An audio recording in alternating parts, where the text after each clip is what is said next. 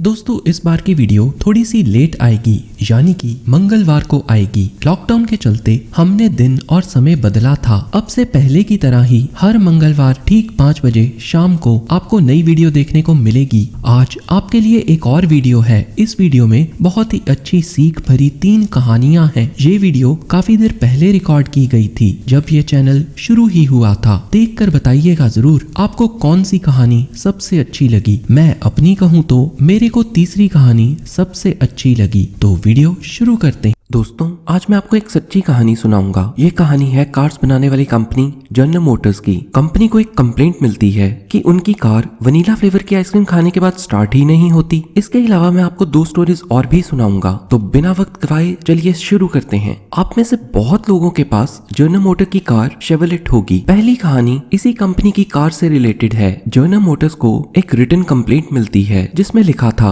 आपकी कार को vanilla flavour की आइसक्रीम के साथ एलर्जी है। ये कार वनीला आइसक्रीम खाने के बाद स्टार्ट ही नहीं होती। एक कस्टमर ने कंप्लेंट करके बताया कि वो हर रात को डिनर के बाद फैमिली के साथ आइसक्रीम खाने जाता है और हर रोज वो लोग अलग अलग फ्लेवर्स की आइसक्रीम ट्राई करते हैं। वो कस्टमर खुद आइसक्रीम पार्लर जाता है और सभी फैमिली मेंबर्स कार में बैठे रहते हैं और वो जिस दिन भी वनीला फ्लेवर की आइसक्रीम लेकर कार में बैठे फैमिली मेंबर्स को वनीला फ्लेवर की आइसक्रीम खिलाता है, कार है कि स्टार्ट होने का नाम ही नहीं लेती। पर यह दिक्कत और किसी फ्लेवर की आइसक्रीम के साथ नहीं होती। कंपनी ने पहले तो इस कंप्लेंट को इग्नोर कर दिया क्योंकि कार और आइसक्रीम के फ्लेवर का दूर दूर तक कोई रिलेशन ही नहीं था। पर जब दूसरी बार इसी कस्टमर ने फिर से यही कंप्लेंट की तो बात हायर अथॉरिटीज के पास पहुंची। अब उन्होंने इस कंप्लेंट को सीरियसली लिया और वो लेते भी क्यों ना। जनरल मोटर्स की कार्स पूरी दुनिया में क्वालिटी के लिए जानी जाती थीं। कंपनी की तरफ से एक इंजीनियर को भेजा गया। पहली रात वो लोग चॉकलेट फ्लेवर की आइसक्रीम लाए। इस बार फैमिली मेंबर्स के साथ इंजीनियर भी था। पहली रात कार स्टार्ट हो गई। दूसरी रात स्ट्रॉबेरी फ्लेवर की आइसक्रीम खरीद कर लाए तो फिर कार आसानी से स्टार्ट हो गई।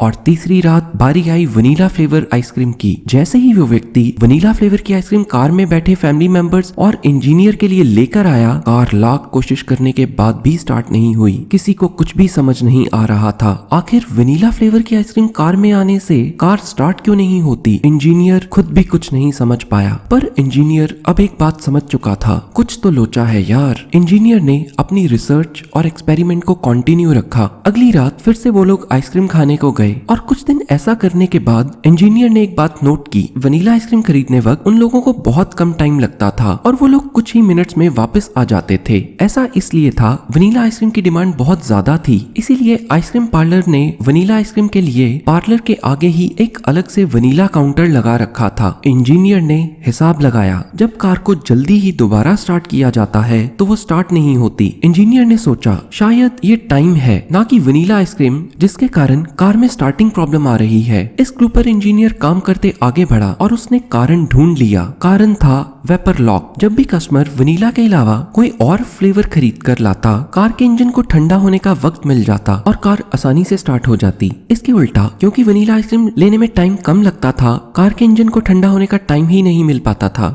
दोस्तों इस स्टोरी से हमें शिक्षा मिलती है, आपकी बहुत सी प्रॉब्लम्स ऐसे ही सॉल्व हो सकती हैं अगर आप सिर्फ ये जान लें कि प्रॉब्लम है क्या। बिना कोशिश किए हार मत मानिए। ये लाइफ की क्रेजी सी दिखने वाली प्रॉब्लम्स तब बिल्कुल आसान लगती हैं जब हमें इन प्रॉब्लम्स का सोल्यूशन मिल जाता है। हमें जरूरत है व्हाई एंड हाउ, ये दोनों चीजों पे फोकस करने की। ऐसा करने से हम अपनी काफी सारी प्रॉब्लम्स का सोल्यूशन निकाल सकते हैं। चलिए अब आते हैं हम अपनी दूसरी कहानी पर। एक बार एक फादर हॉस्पिटल में चिल्ला रहे थे। उनके लड़के का भयंकर एक्सीडेंट जो हुआ था और हॉस्पिटल में कोई भी डॉक्टर अवेलेबल नहीं था। ऑपरेशन थिएटर के अंदर घायल लड़का लेटा था। डॉक्टर के आने का इंतजार हो रहा था। कितने लापरवाह हैं ये लोग, इन्हें कोई फर्क नहीं पड़ता कोई जिए या मरे, इनको तो बस अपने पैसे कमाने हैं और फिर उड़ाने हैं। कोसे जा रहे थे वो पिता, कभी हॉस्पिटल को तो कभी डॉक्टर को। इतने में एक डॉक्टर उनके पास से होता हुआ ऑपरेशन थिएटर की ओर बढ़ ही रहा था। पिता ने डॉक्टर से कहा, आप कभी तो अपना काम ठीक से करा करो, क्या आपकी कोई ड्यूटी नहीं? क्या आपको पता है आपकी इस लापरवाही से मेरे बेटे की जान तक जा सकती है? हाँ, पर आपको क्या फर्क पड़ता है? मेरे बेटे की जगह आपका खुद का बेटा होता तो शायद आपको समझ आता।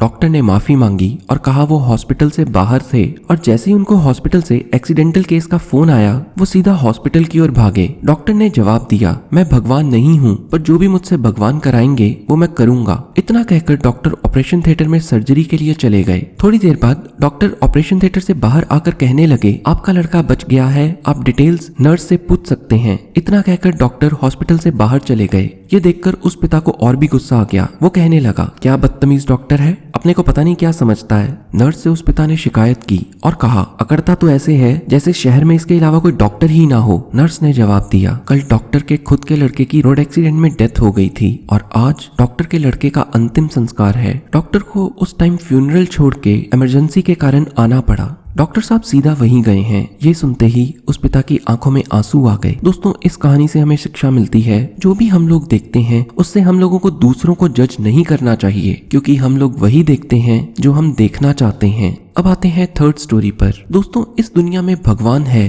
तो लोग इतने दुखी क्यों हैं? क्या हम इसका मतलब ये समझें कि भगवान है ही नहीं? इसी का जवाब ढूंढते हैं थर्ड स्टोरी से। एक बार एक व्यक्ति एक बार्बर यानी नाई के पास कटिंग कराने गया। बातों ही बातों में नाई ने कस्टमर से कहा, साहब आप जरा अपने घर से बाहर तो निकल के देखिए, लोग कितने परेशान हैं, कोई बीमार है तो किसी का कोई बिछड़ गया है। आप खुद ही सोचिए, अगर भगवान इस दुनिया में होते तो क्या लोग ऐसे दुखी रहते? अरे सच तो यही है, भगवान जैसी कोई चीज इस दुनिया में होती ही नहीं है। लोग ऐसे ही बेमतलब धर्म स्थानों में जाते हैं। अगर परमात्मा इस दुनिया में होता तो अपने बच्चों को ऐसे ही रोने के लिए छोड़ देता? कस्टमर को कुछ भी समझ नहीं आया, वो नाई को क्या जवाब दे। फिर बाल और दाढ़ी कटवाने के बाद वो बाहर जाने ही लगा था कि एक बड़ी सी दाढ़ी और बड़े गंदे बालों वाला एक आदमी बार्बर शॉप के बाहर से गुजर रहा था। ये देख के आदमी ने झट से नाई को जवाब दिया, तुम जानते हो इस दुनिया में नाई होते ही नहीं है। ये सुन के नाई ने कहा, क्या कह रहे हो साहब, मैं हूं ना, आपके सामने खड़ा हूं, अभी अभी तो आपके बाल और दाढ़ी को काटा है।